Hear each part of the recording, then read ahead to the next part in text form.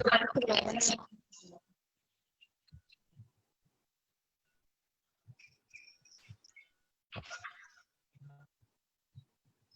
सब आ गए हैं।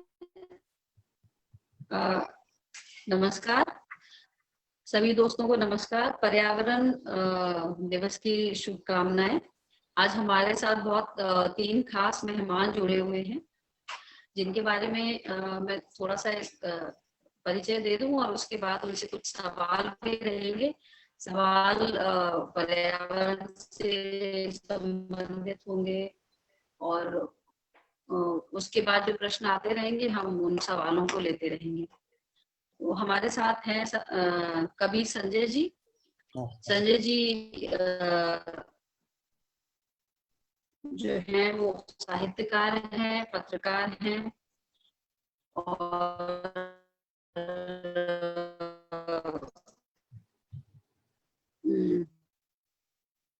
काफी अच्छी अच्छी कहानियां उन्होंने लिखी हैं, कादम्बरी, ज्ञानोदय और इन सब जगहों से छपे हैं वो।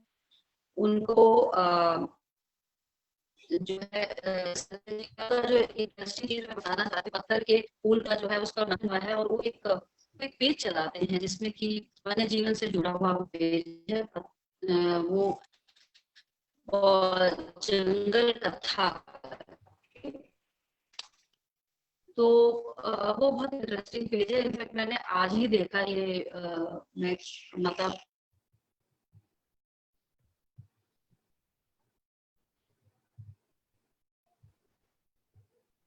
जी नमस्कार। रमा जी, आपकी आवाज थोड़ा सा क्रैक कर रही है। आप अनुराधा जी पृथ्वी इनोवेशन की चेयरपर्सन है और अच्छा मुझे लगता है मैं पंखा बंद करूं, शायद उससे बंद करना होगा, मुझे लगता है उससे। हेलो, अभी ठीक आ रही है आवाज क्या? हाँ, आपकी आवाज आ रही है जी। अनुराधा जी आपका स्वागत है। अनुराधा जी बड़ा इंटरेस्टिंग आपका मैंने बायोडाटा पढ़ा तो मुझे बहुत मजा इसलिए आया कि आप बाय प्रोफेशन अकाउंटेंट हैं। आपका स्वागत है, लेकिन आपने बहुत सारा काम जो है ग्रीन सिलसिले में आपसे बात करेंगे। पृथ्वी इनोवेशन के चेयरपर्सन है आप, उसको एक संस्था को संभालती हैं, तो इन सब चीजों के बारे में आपसे बात होगी। और हमारे साथ हैं शुभ्रता। शुभ्रता जो है मेरे लिए बहुत इंटरेस्टिंग काम कर रही हैं, आप लोगों के लिए भी होगा। शुभ्रता जी जो है एंटार्क्टिक पे उन्होंने किताब लिखी है और उसके बाद बहुत सारी किताबें हिंदी में लिखी हैं।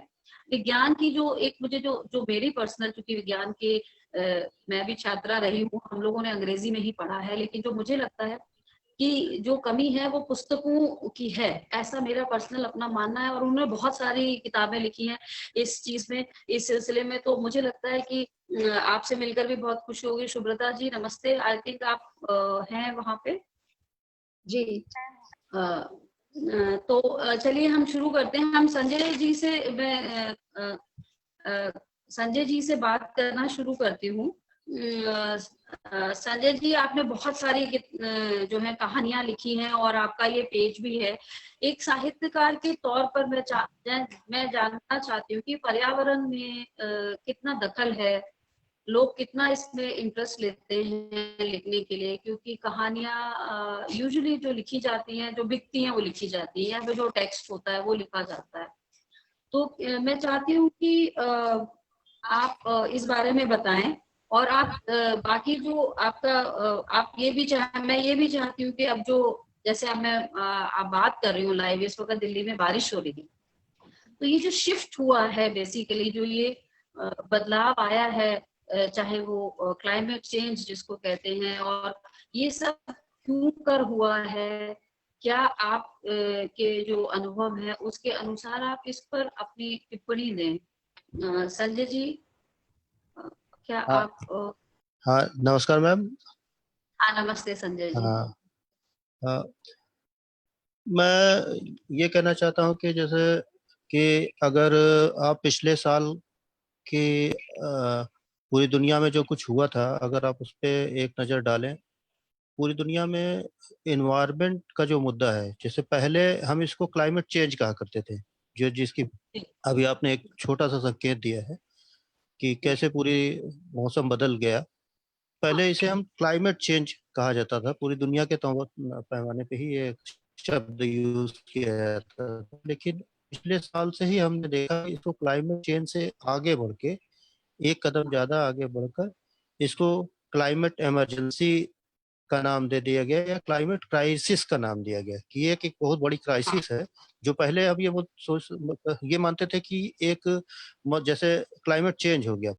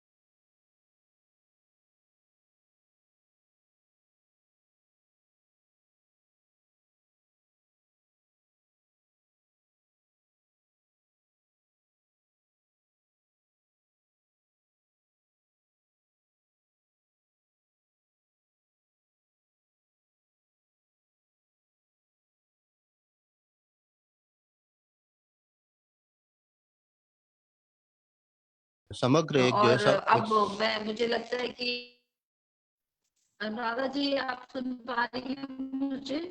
जी रमा जी, मैं हेलो जी रमा जी नमस्ते, मैं सुन पा रही हूँ आपको बहुत अनुराधा अच्छा। जी, आप मुझे सुन पा रही हैं? जी मैं सुन पा रही हूँ आपको। Thank you. हेलो। हाँ मैं सुन पा रही हूँ आपको। अच्छा अनुराधा जी जो है जी, अनुराधा जी पृथ्वी जी, तो अनुराधा जी आप अपनी आपकी जो संस्था है जो पृथ्वी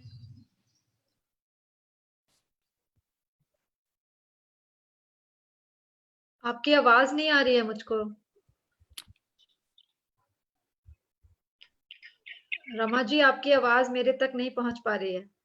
उनका म्यूट है शायद सर। हाँ रमा जी, आपको म्यूट कर दिया है किसी ने। आप होस्ट से कहिए आपको अनम्यूट कर दें प्लीज। मैं सब लोगों से क्षमा चाहूंगा। मुझे थोड़ा सा एक ऑफिस मीटिंग भी ज्वाइन करनी है, तो मैं इसीलिए सब लोगों से क्षमा चाहूंगा। और मैं फिर नमस्ते कभी जो है संजय जी, बहुत हाँ अच्छा, आपने हाँ बहुत सारे विचार आपने हमारे बीच रखे, बहुत बहुत हाँ, धन्यवाद। बहुत बहुत धन्यवाद। Thank you so much. आपसे उम्मीद है आगे हम लोग मिलके काम हाँ करेंगे जरूर। हाँ, एकदम बहुत नमस्ते। नमस्ते हेलो रमा जी। हेलो अनुराधा जी आप सुन पा रही हैं? हाँ मैं सुन पा रही हूँ जी, बताइए।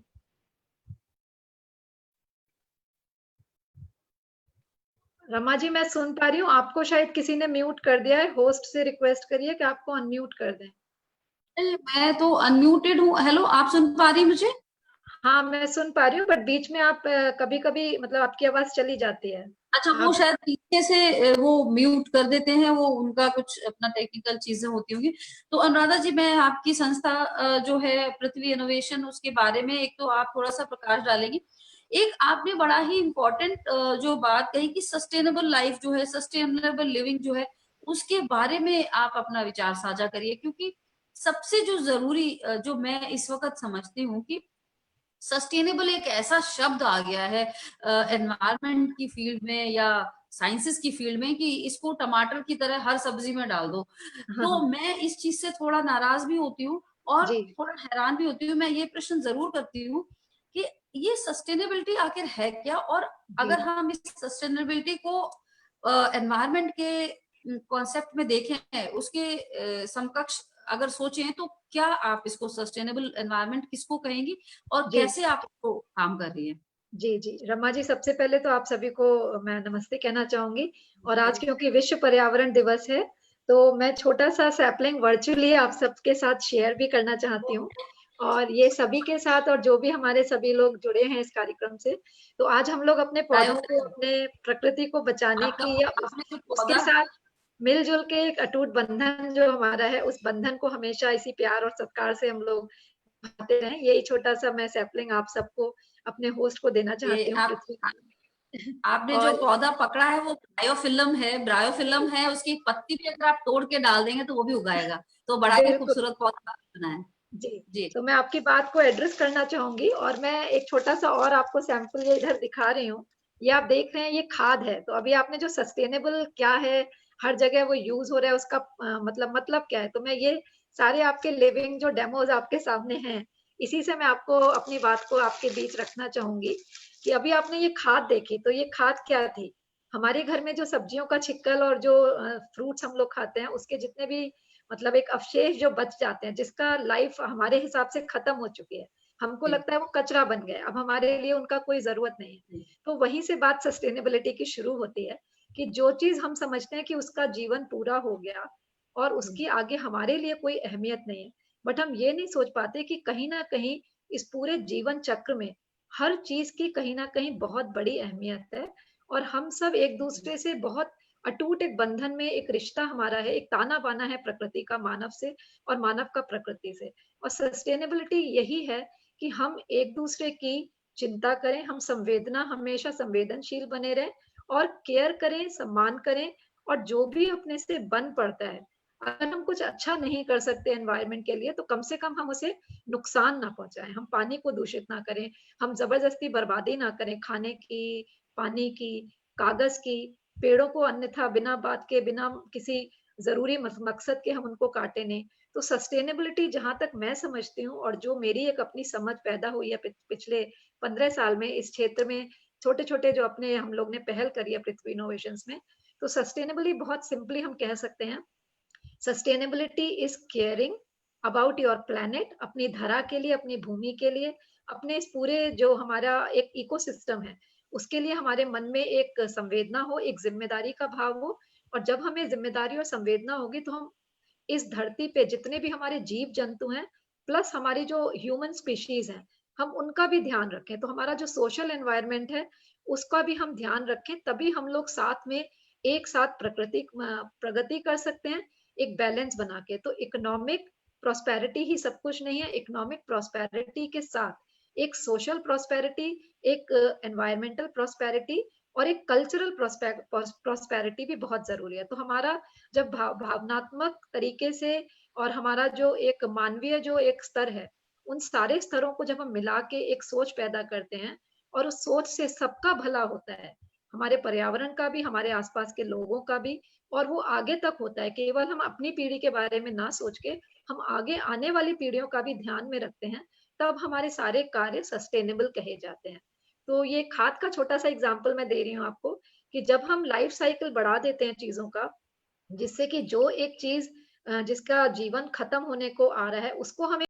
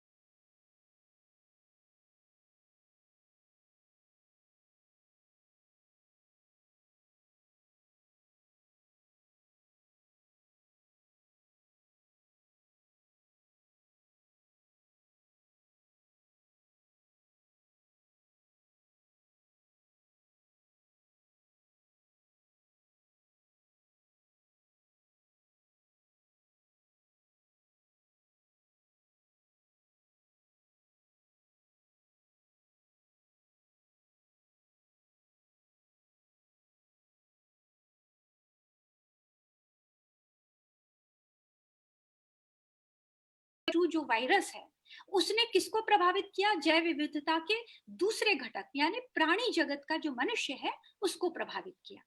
अब यहाँ पर ये जो दोनों घटक हैं जैव विविधता के, सूक्ष्म जीव विविधता और प्राणी विविधता, ये दोनों कहीं ना कहीं नकारात्मक रूप से जो प्रकृति है उसको प्रभावित करते हैं। तो इसी तरह से आप देखेंगे कि अभी सिर्फ कोरोना वायरस ने मनुष्य को ही प्रभावित नहीं किया है, जो दूसरा घटक जिसकी हम बात कर रहे हैं उसमें जो आपने देखा होगा कुछ दिन पहले अमेरिका की एक खबर आई थी कि बाघ भी संक्रमित पाया गया है। हमारे यहाँ बहुत से शोध जो चल रहे हैं उसमें आप देखेंगे कि जो मनुष्य से मिलती जुलती जो जातियां हैं जैसे कि बंदर है, वन मानुष है, गोरिल्ला है, उसमें भी संभावना जताई जा रही है कि कोरोना उसको भी संक्रमित कर सकता है। तो इस तरह से ये जो जैव विविधता के जो दो घटक हैं वो आपस में एक दूसरे को नकारात्मक रूप से प्रभावित कर रहे हैं। और इसका कारण भी क्या है कि जो पैथोजेंस हैं, ये जो हमने अभी कबीर सर ने या मैडम ने जो बात की कि जो उथल पुथल प्रकृति में मच गई है उसके कारण कई तरह के पैथोजेंस भी जो हैं, रोग जनक जो हैं, वो भी उत्पन्न होते जा रहे हैं। अब तीसरी चीज जो आती है कि ये जो दोनों एक दूसरे को प्रभावित कर रहे हैं, तो जैव विविधता का जो तीसरा कारक है, तीसरा जो घटक है वो है पादप विविधता। और कहीं ना कहीं प्रकृति में, चाहे आप देखिए यही महामारी की बात नहीं करती हूँ, आप देखेंगे कि जितनी भी महामारियां 100 सालों में भी हुई हैं तो उनमें जो हमने उनसे निजात मिली है या जो हमने उससे दवाइयां बनाई हैं उसमें तीसरा कारक जो हमारा पादप विविधता है उसका बहुत महत्वपूर्ण रोल होता है। तो ये तीनों विविधताएं जो हैं, हमें अभी जैसे इस समय मैं देख रही हूँ कि कितने भी शोध चल रहे हैं, उनमें हमारे घर की बात यदि हम करें, हमारे भारतीय परंपरा में थोड़ी सी भी सर्दी जुकाम हुआ तो हम कहते हैं हल्दी का दूध पी लीजिए, अदरक खा लीजिए, तुलसी का काढ़ा बना लीजिए। तो ये सब क्या है? ये सब पादप जैव विविधता है जो कहीं ना कहीं आपको कोरोना के लिए भी आप देखिए बहुत से शोध हुए हैं। अभी मेरा रिसेंट एक लेक्चर हुआ था, उसमें मैंने पूरा उसमें एक लंबा 1 घंटे में मैंने पूरा दिया था कि किस तरह से शोधों में आप देखिए मुलेठी है, गिलोय है, अश्वगंधा है, बहुत सारे, लहसुन है, इन सब पर शोध चल रहे हैं और वो ये बता रहे हैं कि किस तरह से कोरोना जो कोविड-19 का विषाणु है उस पर नियंत्रण किया जा सकता है। तो जैव विविधता के ये तीनों पहलू जो हैं आपस में इंटरलिंक्ड हैं। एक बीमारी फैलाता है, दूसरा बीमारी किसमें फैलाता है, और तीसरा घटक जिसके माध्यम से कि हम उसका जो उपाय है निकाल सकते हैं। तो कोरोना के ऊपर भी हम यही कह सकते हैं कि आगे आने वाले समय में कोई ना कोई ऐसी दवा हम अपने पारंपरिक पौधों से निकाल पाएंगे। और तीसरी चीज मैं बोलूंगी कि जो जैव विविधता है वो सिर्फ इन 3 घटकों के अलावा पारिस्थितिक तंत्र से भी जुड़ी हुई है। यदि जैव विविधता हम असंतुलित कर देते हैं तो हमारे पारिस्थितिक तंत्र भी असंतुलित हो जाते हैं, और इन पारिस्थितिक तंत्रों के असंतुलन के कारण ही, चाहे वो अंटार्कटिका की बर्फ का पिघलना हो या ओजोन लेयर का में छेद होना, ये सब असंतुलन भी कहीं ना कहीं जैव विविधता के अतिदोहन के कारण जुड़े हुए हैं। तो प्राकृतिक जितने भी हमारे कारक हैं वो सब आपस में इंटरलिंक्ड हैं, और इनके असंतुलन का जो केंद्र बिंदु है वो कहीं ना कहीं हम मनुष्य ही हैं। तो इस समय जो लॉकडाउन हुआ उसने हमें एक बहुत अच्छी चीज ये बताई कि, क्योंकि आप देखिए मैं आज ही राजीवन सर को सुन रही थी, ये लेक्चर था उनका, उसमें उन्होंने पूरा डाटा दिया हुआ था कि किस तरह से लॉकडाउन के दौरान जो वायु प्रदूषण कारक हैं या वो उनमें बहुत ही ज्यादा गिरावट आई है। तो ये जो लॉकडाउन ने हमको बताया कि नदियां ठीक हो गई हैं, समंदर ठीक हो गए हैं, तो इस तरह मैं आपको यहाँ एक जगह रोकूंगी कि ये लॉकडाउन हमेशा तो नहीं रहेगा। नदियां ठीक हो गई, समंदर ठीक हो गया, मौसम ठीक हो गया, और बहुत कुछ ठीक हो गया, लेकिन वही गाड़ियां फिर दौड़ेंगी, वही आप कह लीजिए कि वही कारोबार वही होंगे, वही फैक्ट्रीज होंगी, हमारा जीवन जो है वो सब कुछ वही होगा। तो अनुराधा जी, मैं आपसे अब मुखातिब होती हूँ। मैं आप मुझे ये कहिए कि जैसे आपने कहा कि आप ग्रीन पर आपने एक पौधा भी बहुत प्यारा सा ब्रायो फिल्म दिखाया, और भी कि हम ये गिफ्ट कर रहे हैं, बहुत सारी चीजें, तो गो ग्रीन। एक मैं आपसे ये जानना चाहती हूँ, अनुराधा जी क्या आप मुझे सुन पा रही हैं? हेलो अनुराधा जी, अनुराधा जी आपका म्यूट है वो जी। हाँ, हेलो। हाँ अनुराधा जी, क्या आप सुन पा रही हैं मुझे? जी जी, मैं सुन पा रही हूँ, आपका सवाल मैंने सुन लिया था, थैंक यू।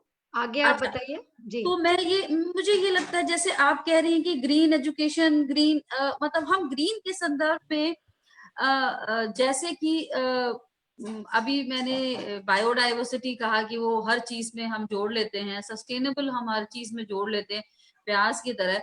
तो इसी तरह गो ग्रीन मेरे लिए जो है वो अगर टमाटर है तो ये प्याज है, कि हर चीज में छौंका लगा दिया जी। तो वो ग्रीन के से क्या मतलब आप इन्फर करती हैं, और आपको क्या लगता है जो लोग इन सब चीजों पे काम कर रहे हैं कि हम लाइफस्टाइल ग्रीन रखें, हम चीजें ग्रीन रखें, हम क्या इससे इसके दो पहलू हैं। एक तो ये कि हम जो है बिल्कुल पर्यावरण को बचाने की एक मुहिम में जुट जाएं। दूसरा ये है कि उसके साथ ही हम अपनी आजीविका भी कमाएं। जो जो लोग सिर्फ जो मार्जिनल लोग हैं, स्पेशली मैं उनको हमेशा फोकस में रखकर बात करना चाहती हूँ कि एक क्लास गो ग्रीन होके रह सकती है, कि हाँ वो हर चीज को घर में ग्रीन